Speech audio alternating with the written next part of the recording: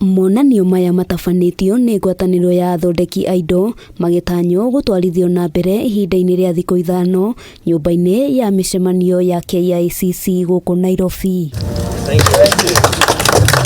Ene iganda ngurani magite na mweke wa kuonania indo mithemba itiganite itemi-ini ria KUHA a Kenya kugura indo iria ithondekagirwo guku bururi-ini. The whole idea is to bring the consumers and get them connected directly to the products produced in Kenya by Kenyans and come and benefit from the special offers, discounts which are offered by the factories at a very, very low price. And by being globally competitive, we need to make sure that we are producing more efficiently so that we are able to compete with products which are imported into the country as well as what we can export into other countries. Kuringana na mwandiki MUKARU ministry-ini ya WONJORIA JUMA MWANDIKI, thirikari ni ihotorete kunyitirira na kuhura njeki ene iganda niguo kwarahura wonjoria wa bururi. To understand each value chain for each manufacturer and ensure that there's value created there.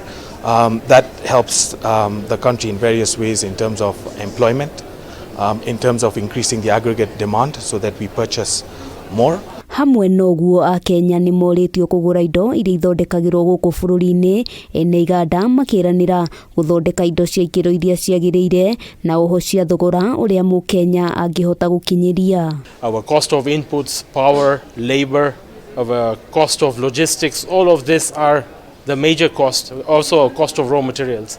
These are costs that we need to manage and ensure that we become, as a country, we bring those costs down to more efficient levels so that we can produce products which are of high quality. Handu-ini ha Kameme TV ritwa riakwa ni Wambui wa Njuguna.